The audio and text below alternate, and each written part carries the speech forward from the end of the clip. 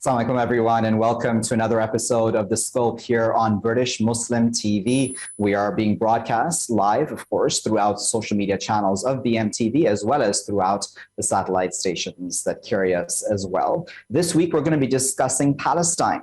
Now, as with previous Ramadans, this holy month as well, which happens to also coincide with Easter and Passover, has been a violent one in Palestine. Israel has attacked the Al-Aqsa Mosque and Gaza, as well as carried out raids in Jenin. It says this is in retaliation for what it calls Palestinian violence, such as stone throwing, the Tel Aviv attack, or others, and we will, of course, be discussing those as well. Now, the vast majority of the death toll, the number of injured and detained, as is the status quo, are Palestinians. Why does Ramadan provoke such violence by a government that claims it treats everyone as equal?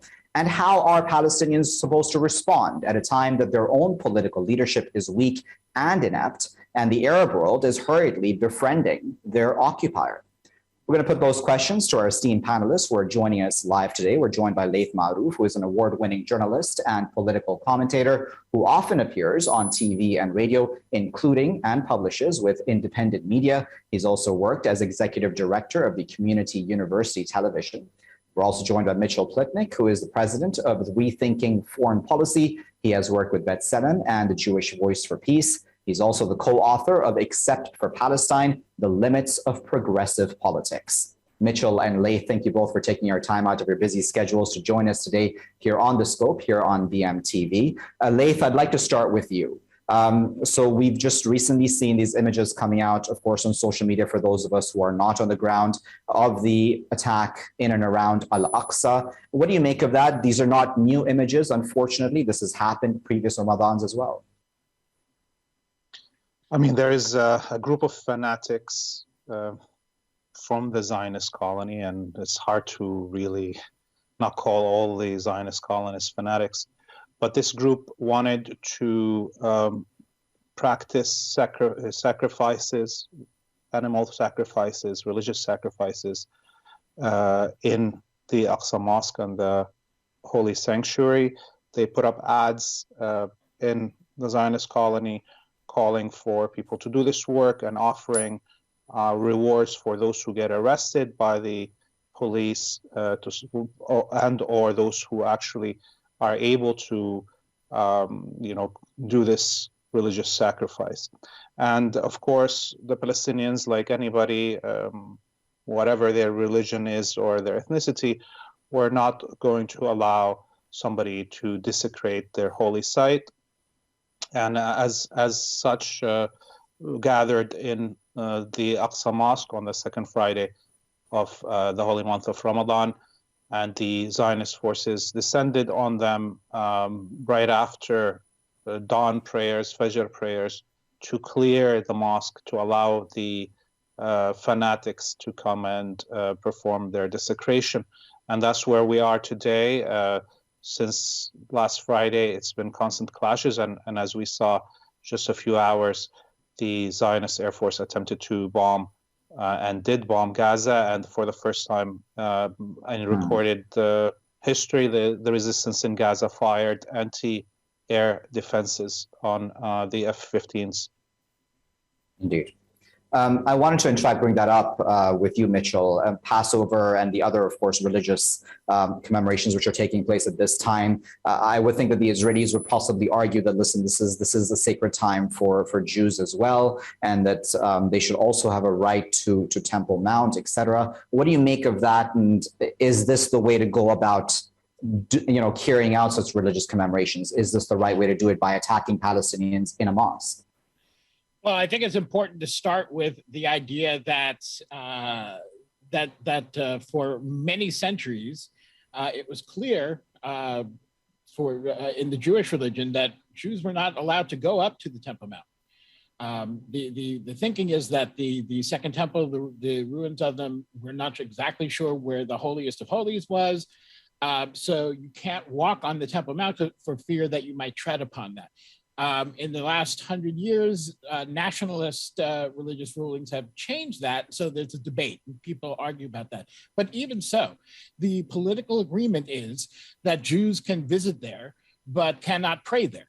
That's the agreement. So any discussion of going up there to pray is supposed to be by agreement that Israel has agreed to, out of bounds. Yet we see what's happened this week, where Israeli forces are trying to make way for essentially Jewish nationalist religious pilgrims to go up to a place that they shouldn't be going up to in the first place, and even if they are, should certainly not be going up to pray, again, by Israel's own agreement. Laith, I don't want to get into a religious discussion here, but let's move on to politics, if we may. What are the politics behind this, in your opinion? Is this to do with the fact that we now have the Abraham Accords in place? We've had the Negev summit as well. Does that reality, that geopolitical reality, also then play into Israel's calculations vis-a-vis what it does on the ground towards Palestinians? Look, the leaders in the Zionist camp know 100% that all these normalization treaties with the vassal Arab states are not adding anything to it, because in fact these vassal states were always on the side of the Zionist colony since 1948. You can't point me to any moment that the Emiratis or the Moroccans fought on the side of the Palestinians. In fact, the Gulf states, the monarchs that are protected by the British and the Americans, have fought every liberationist and unification movement in the Arabic world, the Arab Unionists, the Syrian Unionists, the socialists, the communists, everybody. And therefore, this normalization treaties are just a show. The Zionists know that they are stuck in a corner where the axis of resistance is stronger, the resistance in Palestine is stronger, that the United States, its patron and the patron of all those vassal Arab states, is leaving the region and is weaker than ever before. And therefore, they're just attempting to lie to themselves as Zionists, that there is some support for their colony. And in fact, what we see right now is that this normalization is only weakening the vassal Arab states who hid their collaboration for over half a century with this colonization of Palestine. Mitchell, Laith brings up a good point, and I wanted to put it to you this way. Do you think that this has actually put those very Arab countries that chose to normalize ties with Israel in a corner? Because, we have had statements, to be fair to them, and it is just statements, though we can argue, through the GCC and many of those individual countries as well, such as the UAE, also condemning what's happened at Al-Aqsa, et cetera. So that sort of strains relations, does it? Or do you think this is just on the surface? I mean, unfortunately, I think that the Gulf monarchies have generally, as they said, not supported the Palestinian cause. And the argument when the Abraham Accords were first reached was that they would be able to intervene with Israel to defend Palestinian rights. And I think everyone knew that was nonsense at the time. But if anyone had any doubts, we can see right now, sure, they have issued a statement condemning the violence, but they haven't actually engaged Israel in any way. The only country that has is Jordan, and even that is only because they are facing major resentment from the populace in Jordan that are very angry about what's happening and about their government's continued alliance with Israel. So it has not, I think mostly it has not changed a great deal. It has opened up, it's brought out into the open a cooperation that has already existed. And I think it has also, on the diplomatic front, made Palestinians even more hopeless as far as if there's going to be any progress in that regard. So, but other than that, I don't think it has had a great deal of impact other than being something that can be sort of waved around in front of the cameras. Laith, let me play devil's advocate for a few moments, because, the Israelis would say when it comes to Al-Aqsa, that, for example, it was the Palestinians who were throwing stones at them, that it was the Tel Aviv attack, for example, that would have brought about retribution or retaliation and the raid on Jenin. How would you respond to that?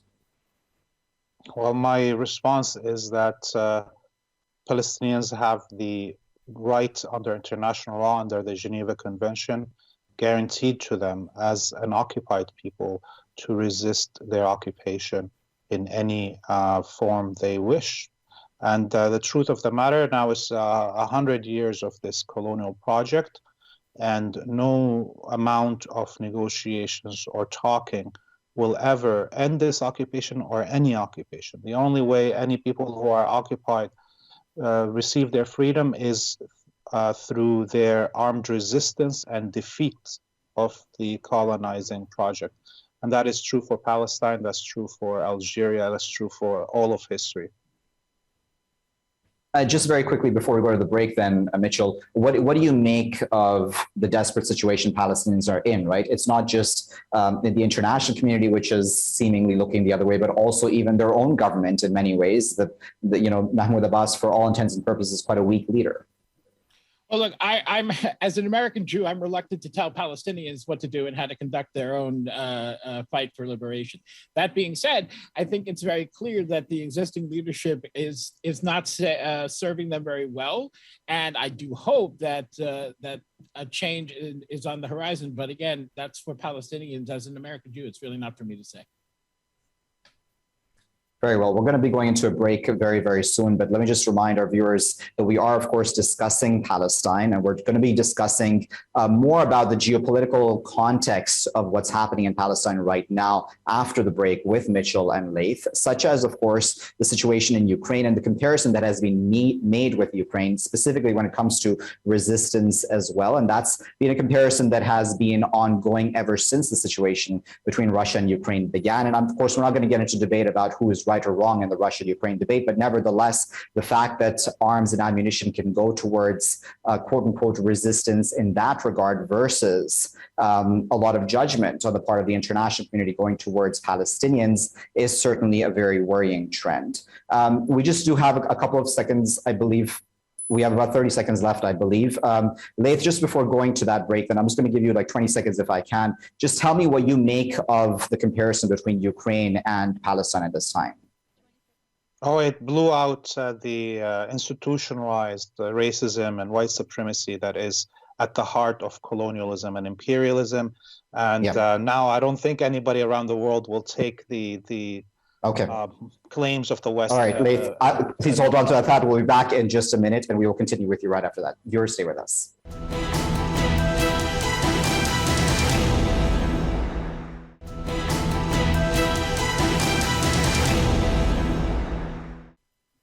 Welcome back, everyone, here on BMTV with me, Waqar Rizvi. As we're discussing Palestine here on The Scope, we're still joined by Laith Marouf and Mitchell Plitnick. Laith, before going into that break, we were discussing with you and you were telling me about the comparison between Ukraine and Palestine. Please go ahead with that. Yeah, I mean, the rest of the world outside the bubble of imperial order in the West has given up on the propaganda of human rights and democracy, because we can see clearly that the lives of tens of millions of Arabs and Muslims over the last 30 years have been genocided, and nobody cared. And we saw the hundreds of thousands of people that crossed the Mediterranean and the lands to reach safety after all those wars. And we saw how they were treated. We saw even how they were treating the students that are from Africa and Asia that are in Ukraine trying to cross into Poland, and the racism that they faced. So no, it's enough. It's done. The hypocrisy is unacceptable.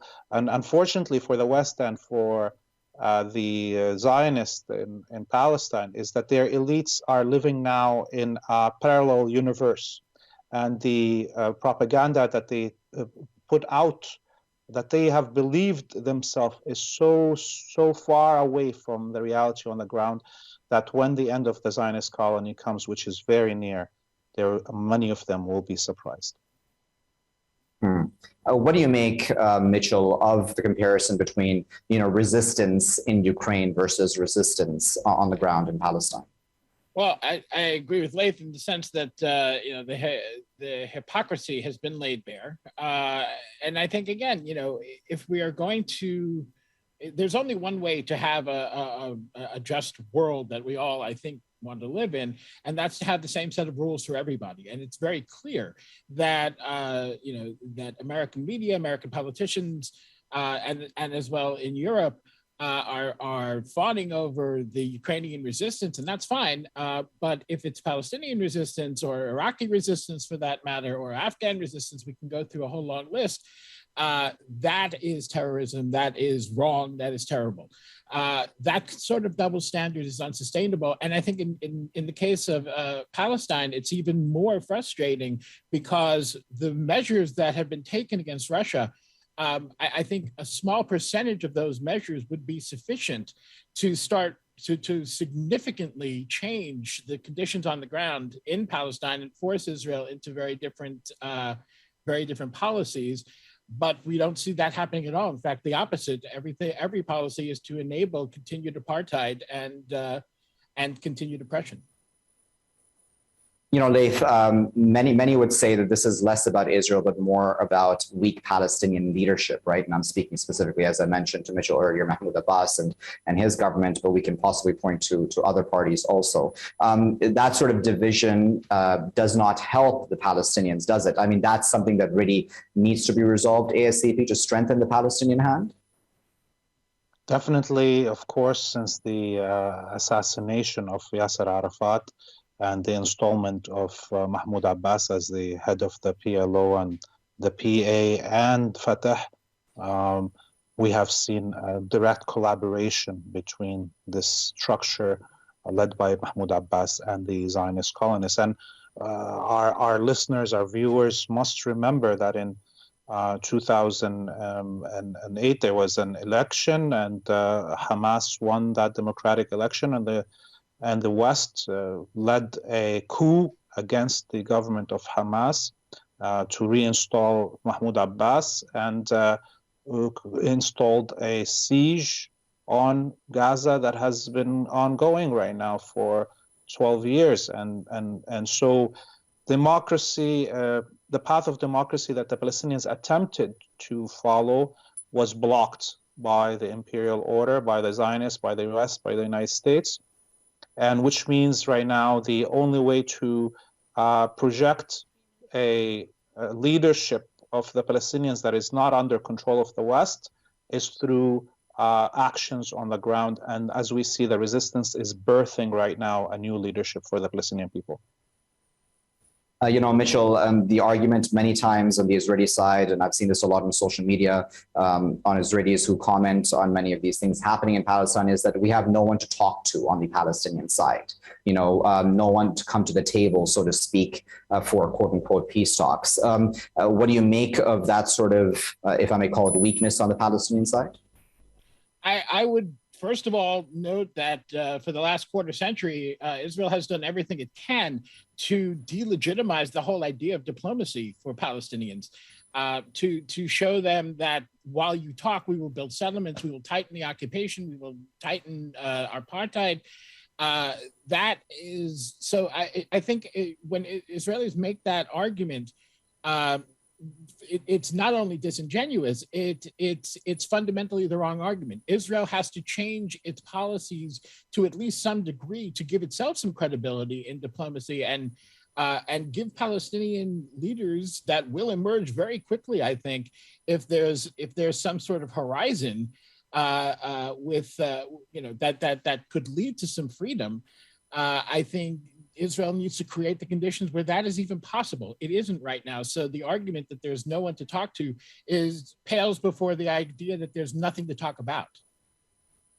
And Laith, just before letting you both go, I wanted to address the fact that you mentioned as well, and it is an important development, the fact that Gaza now has the capability to essentially hit some of the Israeli attacks that would come, airstrikes that would come, of course. How important a development is that militarily speaking? It's a huge development because this is a missile that is equivalent to the SAM-7 that is being used now by the Ukrainians in the war there, which means that the American provided Air Force that the Israelis are using will have a hard time attacking Gaza without risk to its pilots. And this adds another level, layer to the military conflict that is weakening more and more the advantage of the Zionists on the ground.